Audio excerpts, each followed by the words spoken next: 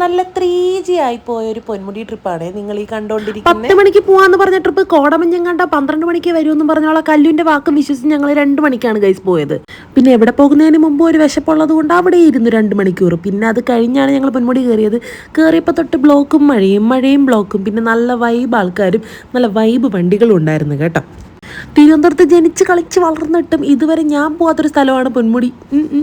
Sorry, ഞാൻ മാത്രമല്ല, ഞങ്ങൾ. അങ്ങനെ പോയ ദിവസവും നല്ല 6 ദിവസം പൊന്മുടി അടച്ചൊരു ദിവസമായിരുന്നു അത് കേട്ടോ. വേറെ എന്തില്ലെങ്കിലും വർണ്ണശബളമായ റെയിൻകോട്ടുകളില്ലെങ്കിൽ ഞങ്ങൾ വരില്ല. ഞങ്ങൾ ആദ്യമേ പ്രതിജ്ഞ എടുത്തിട്ടുണ്ടായിരുന്നു. അവിടെ ഇരുന്ന് കല്ല് ഈ നീല മതിയോ പച്ച മതിയോ എന്നൊക്കെ ചോദിച്ചുകൊണ്ടിരിക്കുകയായിരുന്നു. ഞങ്ങൾക്ക് എന്തായിരുന്നാലും മതി. പോകുന്ന വഴിയിൽ എവിടെയോ പിള്ളേർക്ക് ക്രിക്കറ്റ് കളിക്കുന്നത് കണ്ടിട്ട് അതും കണ്ട് ആ മഴയത്ത് നിന്ന് കണ്ട് ആസ്വദിക്കുന്ന രാകേഷിനെയാണ് കാണുന്നത്. അവൻ ക്രിക്കറ്റ് ഭ്രാന്തൻ.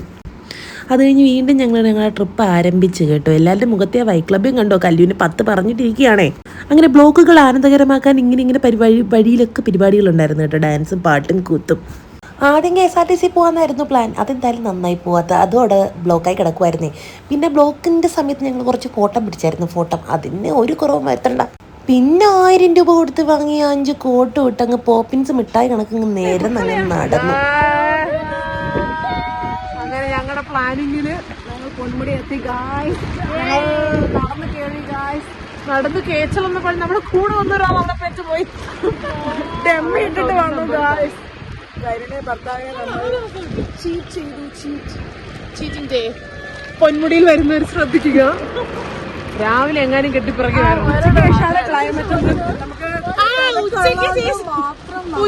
അങ്ങനെ കാറി വന്ന് ഞങ്ങൾ കിലോമീറ്ററുകളോളം നടന്ന് പൊന്മുടി കണ്ടു കേട്ടോ.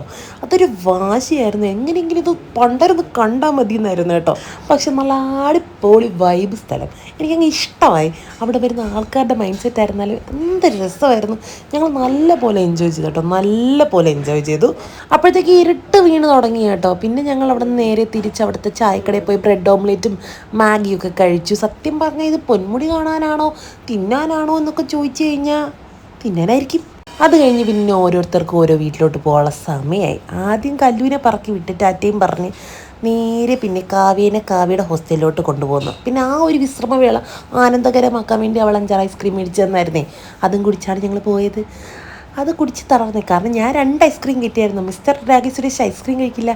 അത് കഴിഞ്ഞ് കാവ്യനെയും കൊണ്ട് പിന്നെ ഞങ്ങൾ നേരെ എൻ്റെ വീട്ടിൽ പോയി. അത്രേ ഉള്ളൂ. അപ്പോൾ ബൈ.